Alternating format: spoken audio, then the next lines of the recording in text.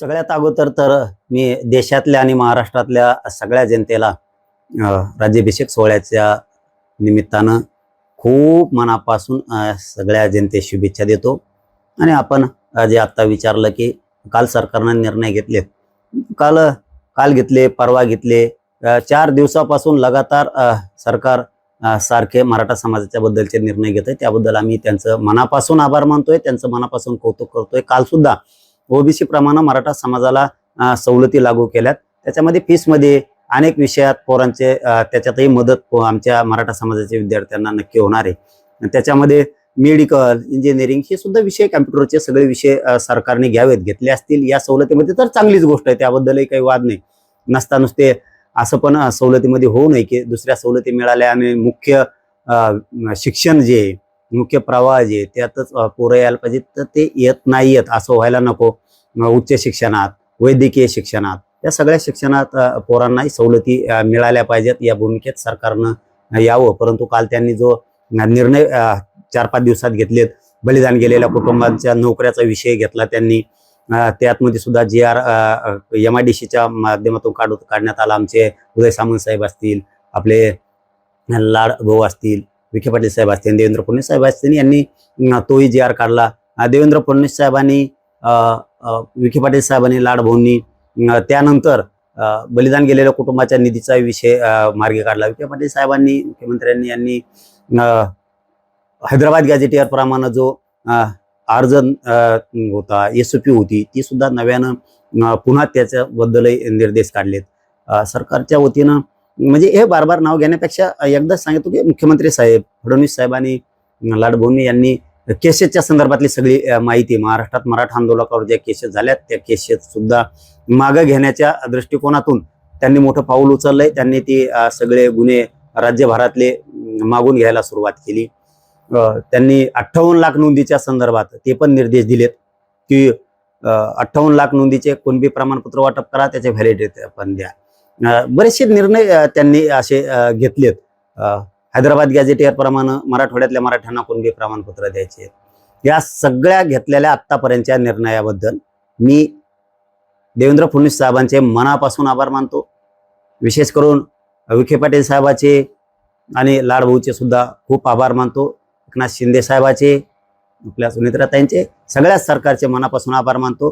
त्याच्यात खूप मरमर केली गेली ते लाडभाऊकडून आणि आपल्या विखे पाटील साहेबाकडून, त्यांचंही मनापासून खरंच आभार मानतो. आणि मुख्यमंत्र्यांनी, देवेंद्र फडणवीस साहेबांनी असंच समाजाचं काम करावं.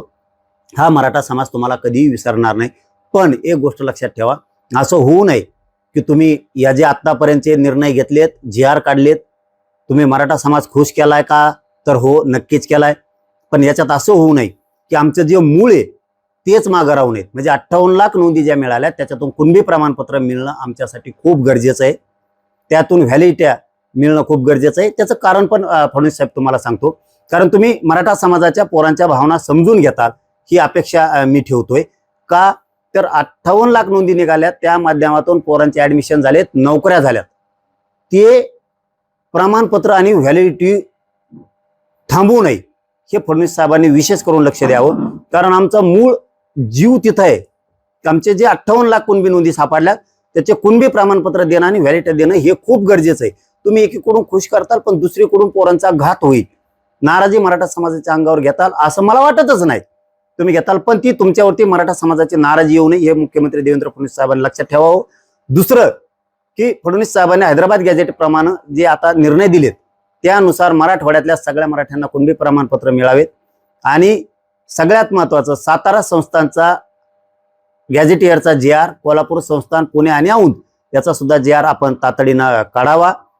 आम्ही फडणवीस साहेब खरंच मनापासून तुमचं कौतुक केलंय आणि मनापासून तुमचा आभार सुद्धा मानतो. पण या पुढच्या गोष्टी सुद्धा आपण मराठा समाजाच्या पोराच्या दृष्टिकोनातून लक्षात ठेवाव्यात की खूप पोरांना आता पाठीमागं सुद्धा आणि आता जूनमध्ये सुद्धा, आता 15 तारखेपासून ऍडमिशन सुरू होते, खूप पोरांनी कुणबीमधून प्रमाणपत्र मिळाल्यामुळे ऍडमिशन घेतलेत, नोकऱ्यात गेलेत. त्यांच्या व्हॅलिडिटी अधिकाऱ्यांना रोखवायला लावू देऊ नका. नसता त्यांच्यावर कठोर कारवाई करावी ही माझी तुमच्याकडं मागणी आहे. आणि हैदराबाद गॅझेट प्रमाणे कुणबी प्रमाणपत्र मिळावेत.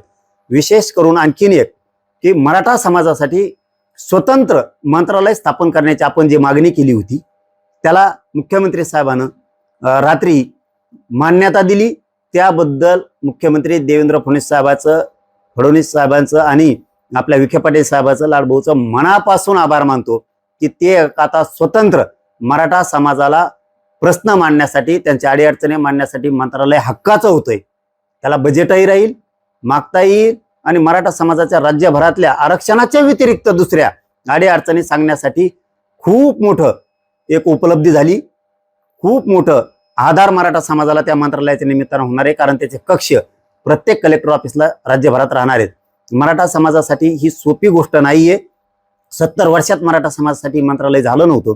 ते मराठा समाजाला स्वतंत्र मंत्रालयाची मान्यता आपल्या सरकारच्या वतीनं देण्यात आली. त्याबद्दल देवेंद्र फडणवीस साहेबांचं खरंच मनापासून कौतुक करतो.